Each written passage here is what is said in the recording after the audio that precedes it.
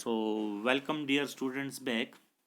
तो आज हम क्वेश्चन नंबर 9, 10 और 11 को डिस्कस करने जा रहे हैं, जो कि क्लास 7 हिस्ट्री से लिए गए हैं, चैप्टर नंबर 3 से। चैप्टर का नाम है द दिल्ली सुल्तान्स।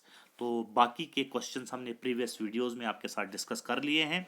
अब इस चैप्टर के सिर्फ 3 क्वेश्चंस बचते हैं और इस वीडियो में हम उन 3 क्वेश्चंस को भी आपके साथ डिस्कस करेंगे।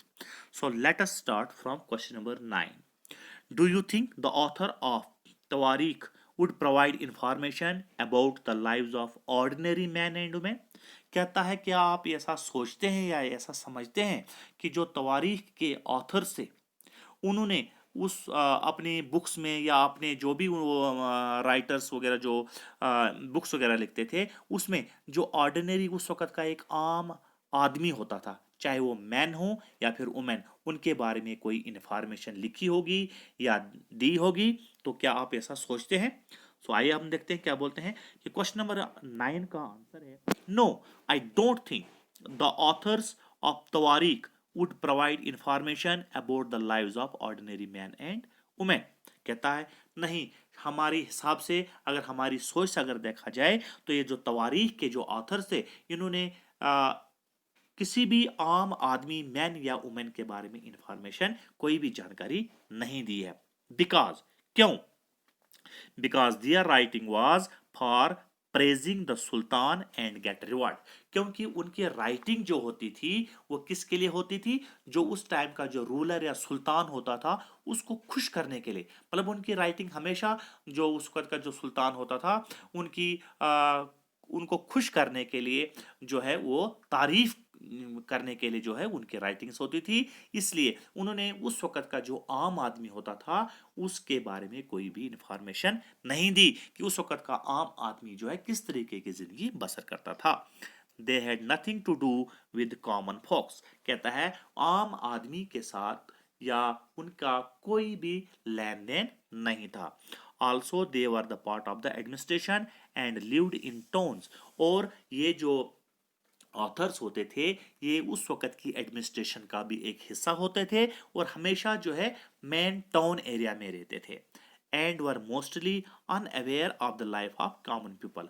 और ज़्यादातर अगर हम देखा जाए तो ये जो उस वक्त का जो आम आदमी होता था, जो कि टाउन एरिया में नहीं रहता था, काफ़ी दूर दराज इलाकों में रहता था, तो उनके बारे में इनको कोई खास जानकारी भी नहीं थी और ना ही इन्होंने उनके बारे में कोई जानकारी दी। तो ये था आपका क्वेश्चन नंबर 9।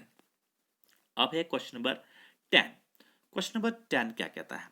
क्वेश्चन नंबर 10 कहता है कि Razia Sultan was unique in the history of Delhi Sultanate. Delhi सल्तनत के अगर पूरे इतिहास को देखा जाए तो वहां पर कितने सुल्तान आए, कितने रूलर्स आए, उनमें एक रूलर था, एक सुल्तान था जिसका नाम था रजिया सुल्तान। तो ये तमाम रूलर्स को अगर देखा जाए तो एक पूरी की पूरी दिल्ली सल्तनत के पीरियड में रजिया सुल्तान का एक अहम, एक यूनिक किरदार रहा है। Do you think women leaders are accepted more readily today? तो क्या आप ऐसा समझते हैं कि आजकल के दौर में अगर कोई वुमेन, अगर कोई औरत जो है एज अ लीडर उभर कर आती है तो उसको एक्सेप्ट किया जाएगा? तो इसका आंसर है Razia Sultan was unique in the history of Delhi Sultanate because she is the first woman to become the ruler of the Sultanate। Razia Sultan जो है ये दिल्ली सल्तनत के इतिहास में, दिल्ली सल्तनत के हिस्ट्री में यूनिक इसलिए है because she was the first women Sultan of the सल्तनत। क्योंकि ये उस वक्त की दिल्ली सल्तनत की पहली औरत थी जो दिल्ली सल्तनत की सुल्तान बनी।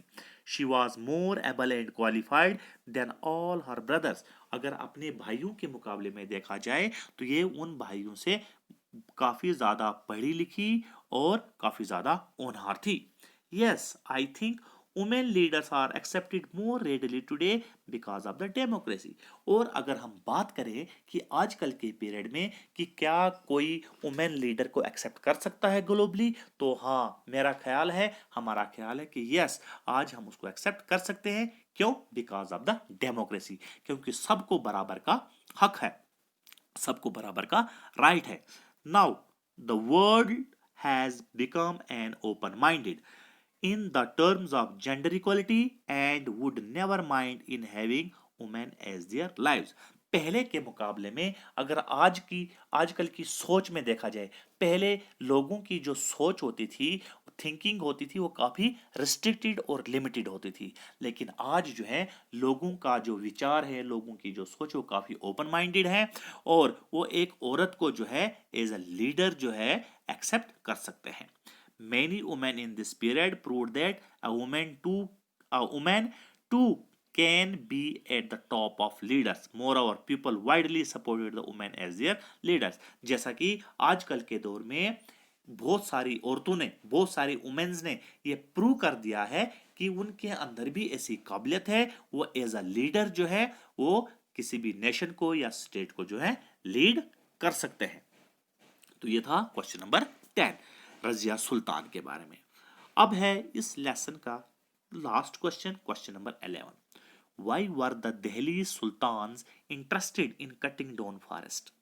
कहता दिल्ली के जो सुल्तान थे वो इस चीज में उतना ज्यादा इंटरेस्ट क्यों रखते थे, इन द कटिंग फॉरेस्ट, मतलब जंगल को काटने के, पेड़ पौधों को काटने के पीछे उनका ज्यादा इंटरेस्ट था, वो क्यों था?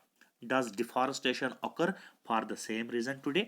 उसके पीछे क्या रीजन था? और ये बताता है कि आज का जो डिफॉरेस्टेशन है, आजकल के जो जंगलात को काटा जा रहा है, पेड़ पौधों को काटा जा रहा है, क्या उसके पीछे भी वही वजह है जो है दिल्ली सल्तनत के दौरान उस वक्त के सुल्तान पेड़ पौधों को काटने के लिए उनके पीछे रीजन था? तो क्या सेम रीजन है?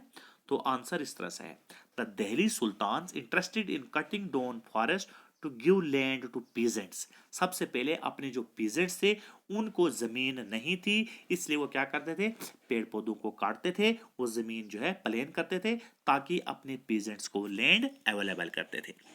And carry out agriculture activities practices, ताकि वो पीजेंट जो है उस जमीन पर जो सुल्तान के द्वारा उनको दी जाती थी वहां पर खेती बाड़ी की जो भी एक्टिविटीज है उनको अमल में लाए। Also, new fortresses and towns were established to protect trade routes and to promote regional trade। और उसके अलावा टोन्स को एस्टेब्लिश करने के लिए, अपने ट्रेड रूट्स, जो कारोबार के जो रूट्स होते थे उनको प्रोटेक्ट करने के लिए या फिर प्रमोट करने के लिए, रीजनल, कि एक रीजन से दूसरे रीजन में ट्रेड कैसे फैले, उसको कैसे जो है अमल में लाया जाए, उसके लिए भी जो है ये फॉरेस्ट को जो है क्या करते थे, पेड़ पौधों को काटते थे। They also cleared forest in order to safeguard their frontiers and quick movement of their army. और एक और रीजन था कि अपनी आपको सेफगार्ड रखने के लिए, अपने बॉर्डर्स को सुरक्षित रखने के लिए, और क्विक मूवमेंट, ताकि वो जरूरत पड़ने पर आर्मी के लिए जो है क्विक मूवमेंट, एक जगह से दूसरी जगह अगर जाना पड़े तो उसके लिए भी जो है वो क्या करते थे, जंगल को साफ करते थे, वहां से सड़कें वगैरह, रोड वगैरह बनाया जाता था ताकि ये मूवमेंट्स वगैरह जो है आसानी से हो सकती थी।